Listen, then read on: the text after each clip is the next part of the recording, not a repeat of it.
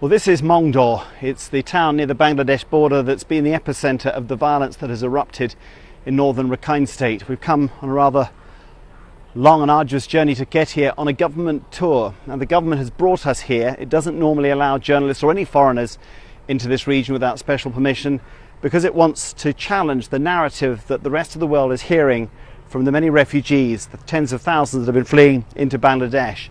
And so they've been taking us to various sites, showing us examples of destruction and letting us talk to people, and all of them are sticking to the same story, which it is the Muslim militants who've infiltrated Rohingya communities. Of course, they don't use the word Rohingya, it's pretty much banned in this part of the world, but they're saying that the Muslim communities were infiltrated by these militants, and it was the militants themselves who burnt down these villages.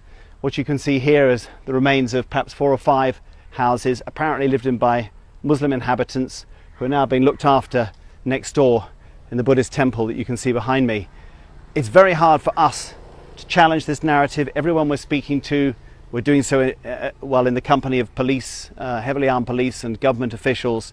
We have heard some dissenting views when we've been able to talk quietly to people, but this is the message the government wants to get across, that it is not their fault. The security forces have denied any abuses at all those allegations of rape and of shooting, and they're saying that all of the burning, the hundreds of villages that have been burnt down, every part of it is the responsibility of the militants themselves and nothing to do with the government.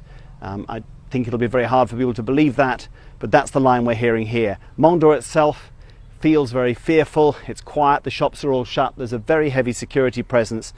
There is a sense that the violence that has run over this area on the border with Bangladesh is not over yet.